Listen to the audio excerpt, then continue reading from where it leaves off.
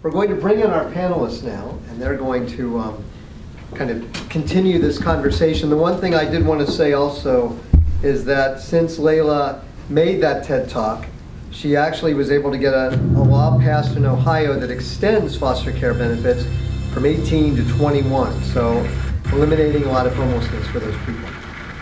So let's bring in our speakers. All right, are we all there? Great. So guys, this is the first time any of you have heard each other's presentations. I'm wondering if you could kind of talk amongst yourselves and share your reactions to some of the great messages you heard today. So I think it was just really interesting just hearing the different viewpoints and what other people were saying, but I just think there was a lot of trends. Like, I think a lot of people were talking about just the individual response, you know. I think it's really funny because none of us really wrote our presentations together, but I think that there were a lot of themes about taking action individually and getting involved and kind of really not being a bystander to this issue. I think I was struck by that very same thing. I'm the policy wonk on the panel, and that's the world I live in, but I think every single person talked about the thing they did, and what I said is it's not just about production, it's about creating community, and this is how you create community. And I think for anybody, it's like, what's the thing you're gonna step up and do?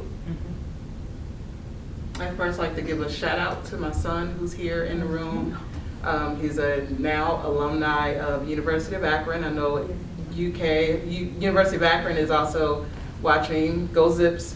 So I guess as a student and also working in this field, and to hear the different stories, I didn't watch the videos ahead of time, and I just thought that it's like being, like she said, we're all here just with these different viewpoints that, I mean, it's just a good thing and just being a part of this conversation. And as a student who wants to continue to learn more, I think aspiring to and learning from women who know more than me and who have been through more than me has been a really cool opportunity of today. Guys, I think a lot of the people listening around the country are students who maybe want to do this work when they're older. What is your best advice to them about taking this from doing a service project on campus to living this life of doing this as a full-time job? What are your thoughts on how to navigate those waters? So I think there are lots of professions. I'm a planner, there are community development folks, there are social workers, there are lots of professions that support people who struggle. But I think we're also talking about what it takes to live this life is live this life. Live in an integrated community, live in a mixed income community, be willing to accept a rezoning in your neighborhood that means more mixed income housing, that means more density. Support the bus levy coming up so that people can get to neighborhoods they need to. I mean, it's professional work, but it's also a million personal choices every day. I think it's also part of just allowing your voice to be a part of the conversation, and not just being in the background of it all, but also being in the front, especially. And I guess I'm able to go from both sides as a student and now working in that field. That, I mean, it can be hard stuff sometimes, but it's like you having that compassion and having just that want of wanting to help people. That, I mean, that's all a part of it, and not being afraid to just grab hold of working with people who don't look like you, who don't do the things that you do, but are just wanting that help. And what about the people who are also doing that work on college campuses and hoping to inspire people? What has that been like for you? I love working with students, like it's super fun, and I realize that the way that I've worked in the community and what I've done may not be for everyone, but I think really it's about civic engagement, being involved at the very bottom levels, not just waiting until the big primary or the big presidential election, but listen to what policies are being put in place and let your voice be known. You know, and don't be scared to take a risk. I think that we like to play it safe, you know. and don't. If there's an internship or a fellowship with the ACLU in California and you want it, go for it. Because there's so many things happening all over with housing insecurity, is to really lean into that and follow your heart's passion and don't be afraid to take risks. I think one of the huge things is stigma busting. Affordable housing does not equal subsidy all the time. Affordable housing means 30% of your income. It can be subsidized, but I think just being educated and being willing to educate others are things that, even if you're not going to step into the realm of being a landlord or to take on policy development as your full-time job, you can still be an advocate for this cause by speaking truth to light, to power, speak truth to power. And I think that those are things that as college students, we forget just how big that base of folks are and what does that voice look like if it was to push in one direction at the same time. And I would encourage us all to get off campus. Get out of the bubble, get off campus, meet some of the neighbors out in the neighborhoods around the campuses that you're part of, and become part of those neighborhoods and have coffee with somebody you don't know. It doesn't have to be that complicated, right? Yeah, I mean, I think, sorry, I know I'm talking a lot, but I think I feel like even though I came to Evanston and I love Evanston, I'm not the savior. I don't have a savior complex. I radically didn't change that community by no means. Liz has worked with that community. There have been trailblazers there before me. But honestly, I'm the one who got the biggest benefit from being there because I have fantastic, amazing neighbors, real neighbors who know me and who will watch my car when I go on vacation, and when I'm out of milk, I can ask and get it. And the crazy thing is whenever we really let these labels kind of dissipate and not pay them attention, is you really win when you walk into a situation and just kind of let yourself be vulnerable and help humankind in general to form relationships. I mean, and I know when you talked about working at the ministry, I don't know if that was the same experience for you or not. Yeah, getting to know people. And something I was thinking about while you all talked is that my future career, I think, is going to be as a physician. And I was contemplating social work for a really long time because of the passion I have for housing insecurity. And I was talking to a social worker, and he was like, you don't have to be in social work to be a social worker. We need social workers in every career. So as a physician, if you're a social worker, that means that maybe you advocate for people on Medicaid, or you care for more people that other physicians wouldn't. And that in itself is being a social worker in your own department. And so I think that too is that even if you don't feel called to go to social work or be in policy, that you can use your own space in the career that you've already picked and find a way to advocate for people within it. Great point. It's February right now. A lot of students listening to this or watching this are going to be graduating in 3 months. Yeah. Hard to believe. So what are your guys' thoughts on VISTA kinds of positions, getting a master's degree to be the most effective in this work? What are the kinds of things people need to do, and what are your thoughts about those different opportunities? I would say being able to step out of your comfort zone. I was talking with Roxana earlier, and it's just being able to, or being willing to do those things that you didn't think that you would be able to do, or that just don't seem attainable. I think that's part of it. I think there's a lot of attention nationally on this need for affordable housing, and I think that there are lots of places where people are going to be able to find jobs in these community development and housing fields. I think maybe the ways that people are going to work in those fields are different than they might have been 10 years ago when everybody just went to HUD. I think it's going to be different than that. I think that a lot of the work that's going to be done around affordable housing is going to be done at a local level and at a metropolitan level. I also think the private development community is going to have to get into the game in a big way here. And I think we want that to happen. I mean, Roxanne described buying a double or a triple and being the landlord that provides affordable housing. I think that's a great idea. I also would encourage everybody who wants to do this kind of work professionally is to say, you need to approach community, and you need to get into the places where you're going to work and listen to people who live in those places, and learn from them before you decide you know what's going on. I think it all depends on, as far as, do I need to go get a master's degree? I think it just all depends on like your field, like what it is that you're called to do, kind of what role are you playing in this solution, and what does that look like? You know, like someone can go and buy a duplex and provide affordable housing and have no degree at all. You know, so I think it just depends on what is your role, and how would that master's degree elevate your role? But like as far as like Vista or AmeriCorps, we have an AmeriCorps worker on our campus who I think is absolutely phenomenal, and I'm completely partial because she's a social work student.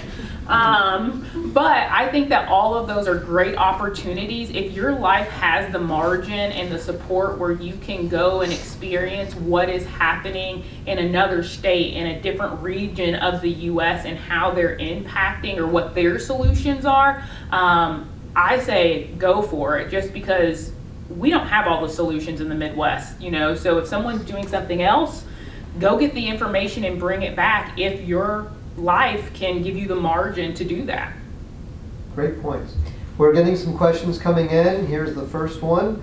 What's the biggest barrier for the community to respond to homelessness? What's the biggest barrier for the community to respond to homelessness? I think it's, Go ahead. no, you go. I guess working and also living in Ohio and Kentucky and now in Indiana, I think one of the barriers is the community not wanting to recognize that homelessness even exists in the different counties that I've worked in and also lived, and wanting to push the homeless out of sight, out of mind, like it's not there. So it's just recognizing and just stopping the it's not in our backyard, and just being there for the people in your backyard, your front yard, the ones that are sitting out on your steps, where you may be at work, that you're wanting to trying to push away. It's just recognizing that they're there. And I would support that, and I would say that I talked about conventional wisdom, this just stuff we think we know. I think some of the things that we think we know, which are, it's not really a problem, people who are homeless are not like me, they just need to get their lives together and get on with it. I mean, I think those are all thought habits that are wrong, and they're thought habits that keep us as communities from responding in ways that we need to respond. Families want the same things for their kids that anybody else wants, and I think if we can get rid of some of those conventions, those wisdoms that we think we know, by meeting people, by getting out, by having coffee, we're much more likely to, because I think it's easy to blame politicians when you're trying to advocate for more affordable housing. It's easy to say there's just no political will. I think there's no community will, and I think we got to create a community will to do more than we're doing now. And we're all a community. Yep. I would definitely say stigma. Like, stigma is a huge barrier. If we can get past just what they said, is it's not me, it's those people. You know, in the film The Public, it says, who is us? Like, who is that? You know, it's all of us. And so I think that the stigma is the biggest thing, because if we can get past that, then we'll actually start to get to know each other, and realize that I'm one choice away. I'm one choice away from being homeless or having a housing insecurity issue. I'm one healthcare crisis away from that happening. One thing I've noticed too in Lexington is, especially when we're looking at the policy level of like the communities applying for funding over and over and over again, and there just not being enough money from the federal government or wherever to actually, you know, empower the community to make the changes they know that they need. And so then the communities are competing against each other, and nobody's actually getting anywhere, because when you pit communities against each other, nobody wins. Right. Well said. We've talked about the larger community. Let's get back to the bubble of the college campus. How can we get faculty and staff to care more about housing insecurity and student hunger?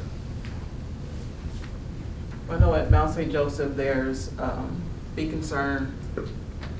Their pantry comes to Mount St. Joseph, and it's just having those things, bringing those things to the campuses, and not always having to send students out into the community. And also, and not a thing of just like holding people's hands, but actually walking with them as they're going through the things that they may be experiencing, and giving them that opportunity to where you are approachable enough to be able for them to even come to you with what it is that they're dealing with when it comes to housing insecurity or not having food or whatever their situation may be. I feel like on UK's campus, prior to the Basic Needs campaign, there was no professors or anything like that talking about what students may be experiencing on campus or even ways to get involved with the community outside. And I know I'm in hard science classes, and so that might be a bubble in my own sphere, but there's a lot of opportunities for even professors at the beginning of class on syllabus day to say, if you're struggling with basic needs, please come talk to me and we can talk about what kind of resources UK has. And even opening the door to that allows other students to know that, hey, maybe somebody is experiencing that within my classroom. Maybe that's something that I don't know that people are going through, and maybe I need to do a little bit more about it. And since the Basic Needs campaign, that has happened more so than beforehand, but that took students caring and students saying this is a problem here for that to become something that we talked about at a larger scale. I think for me, being a part of a smaller university, Mount St. Joe does a lot, and I think also being a part of the helping profession, I'm surrounded by professors who are a part of helping professions, and so this is something they advocate for. But I think that a lot of times universities need to put faces and names on the crises that are happening and really provide those numbers, because I do think it's a not us, it's a not my student. And I think that that's really helpful when it's faces and it's names and it is our students. And here are the numbers that show how many requests we've gotten about, hey, I can't pay my light bill and things like that. Because I think teachers, like elementary school, our traditional lower level education schools, they're taught those things and how Maslow's hierarchy of needs, those food, water, clothing, shelter, impacts their ability to learn. And sometimes in, higher education, we're not necessarily taught how to be teachers, but we're taught how to do whatever it is in our field. But realizing that for our students to thrive, which I think is the end goal, is that we have to pay attention to their basic needs. And the goal is that you go and thrive in the career field and you do well. So how can I give you the fighting chance to do that? So one of the Jesuit values at Xavier is that we all are paying attention to the whole person, and everybody brings their whole self into whatever environment they're in, whether that's the classroom or a dorm or a club. And I think we just have to all be conscious, faculty and staff included, that everybody needs to be attentive to everybody's whole self.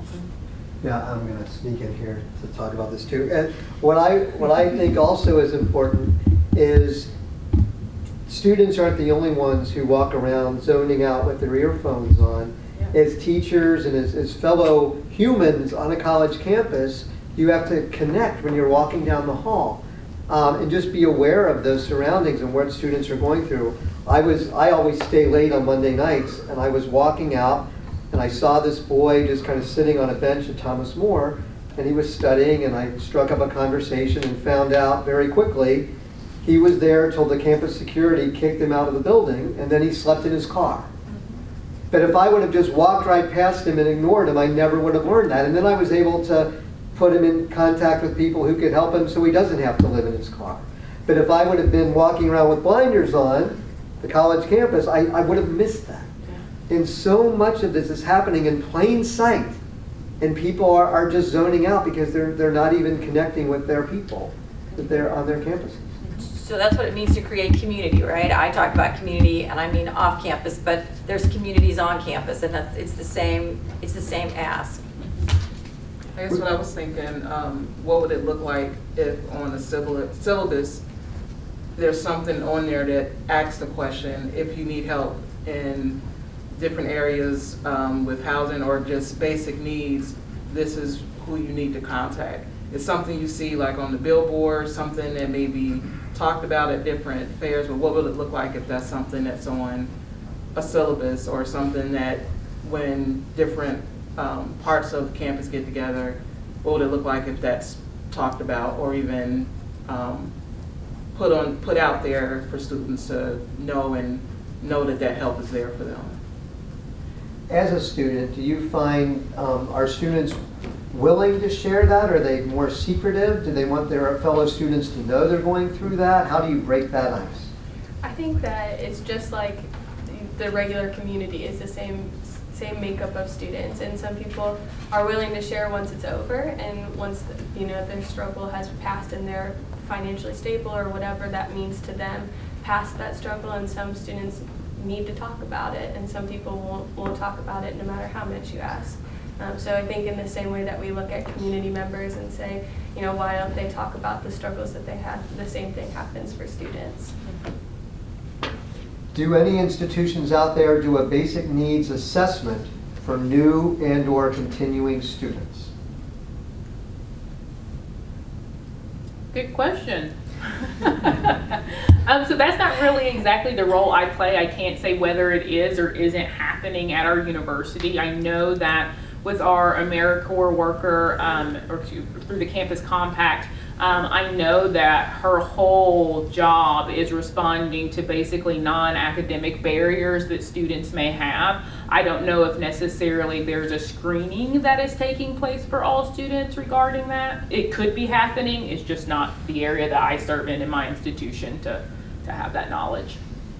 I want to say yes, and I hope it's so I'm going to say yes, and I hope it's so at Xavier. Me too, But I don't yes, know. yes. I know at UK, we have like a survey that has been done the past 2 years, but that hadn't happened prior to 4 years ago. And so before that, we didn't have any numbers to quantify what was happening on campus. And we've had two within the past 4 years, which have told us the same thing, that 40% of students are experiencing food insecurity. And so I don't think we have an assessment that individualizes the needs of each student as they walk in. But we also have 5,000 people walk in every fall. So I think that there's maybe rather than a personalized assessment, it's looking at how do we best support the students who are going to need it. That's a good point. Boy, if all of my students were as sharp as you, really impressive. Let's move outside the campus now to the larger community again. What are our next steps on implementing new affordable homes for the poor and working class locally? Well, I think the first, for me, like my solution is you need to become the provider of affordable housing to our working class and our low income population. I think that when we can go to government, we can go to local government, we can go to city government, we can go to our government as a nation, and yes, we need to make sure that those fundings are there, but I don't think that that is how the solution is always going to be solved, because we need to look at what housing is available, even if it's not duplexes or triplexes, even if it's intentional communities where you're in one home and multiple people are living there. These aren't radical ideas. They've been happening. Intentional communities have been around for years. Like, this is nothing new. So I think, like, as far as next steps is when you go and you start entertaining buying a home, would you entertain buying a duplex? Would you entertain being a landlord? Like, I'm not a full-time landlord. I work a couple jobs, and I just happen to go home and live in an apartment and have people who live below me. So I think for me is, what would that look like? What would you need to know about becoming a landlord to do that? What would you need to know to buy a home close to campus and to host other college students in that home? I'm not saying you need to do that for free, but what would that look like near your campus? And I'm not saying a party house or, I'm not saying those things. Like, I'm not saying a fraternity house, but I'm saying, what would that look like for you to do it? Is it something that's even plausible? If you're going to buy a home, all of those solutions are real life possibilities. So I'm very optimistic right now in Cincinnati. There are a lot of organizations, the city and the county, LISC, Legal Aid, CBI, lots of partners who have been working hard on a comprehensive housing strategy, Yeah. which is the policy side of the house. And I think those things matter too. They do. And I think that there's a tension. There is clearly, I think, a desire on the part of a lot of local electeds and appointeds to do something. And I think that it's about zoning, it's about more funding, it's about changing the way that we provide tax incentives, it's about supporting the bus levy. I could go on. But I think 5 years ago we were not having this conversation. And we are now. And I think people care about it now. And I hope that there will be things that students can plug into over the next year or two that are going to make a big difference here in this region. Something that's happening at UK, especially around campus, is our university upgraded its on-campus housing, and in response, the private housing outside and around campus has increased its stature and increased its quality, but it's also increased its price a lot. And so something that's been happening are these massive, massive apartment complexes that are $1,000 to $2,000 a month for students to live in Lexington. And so I think when we're looking at affordable housing, at least in my front, that means that we have to oppose some like really unaffordable housing standards that we have in our communities right now, and saying that maybe we don't need any more massive brand new apartment complexes that are going to phase out affordable housing that students need to be able to stay there. That certainly is happening in Clifton around University of Cincinnati, to a lesser extent around Xavier as well. Yeah. And you look at in Cincinnati, in the over the Rhine area, you think of all the tax breaks and government assistance, and they pushed out all of the people who were low income, and now they're building places that are 4 or 5 times what the rent was before they built them, or more. Well, and I think that goes back to, as much as I am about the individual taking a road, there is policy roles, so equitable development rubrics, and how are we scoring people and getting transparency and making sure that people who are getting tax breaks, which essentially are funds that would be reinvested back into the community, whether it be infrastructure, all of those types of things, that we're asking them to meet the needs of the community, you know, and so I think even if your role isn't individually becoming a landlord or a part of an intentional community, is keeping your ears to the ground about the evidence-based practices that are happening nationwide that are impacting in a positive way housing insecurities, and to make sure that we are paying attention to that too and advocating for those in every sphere that we have influence. Totally. Here's another question we've received via the magic of the World Wide Web. I am a resident of Welcome House. How would any of you guys tell or help the other women at the shelter cope with being there, or in any shelter for that matter? Can you read the question one time? Yeah. How would any of you guys tell or help the other women at the shelter cope with being there, or in any shelter? So just knowing that there's hope, knowing that, and again, just being able to ask those questions, and being willing to get the help that's there from the people within Welcome House and other partner agency community, for them to just be able to get to that place that, I'm evidence that, there is hope. There is a way of getting to that self-sufficiency. And I've been in that place before where it just seems like there's just no way out of that situation, but just know that there is.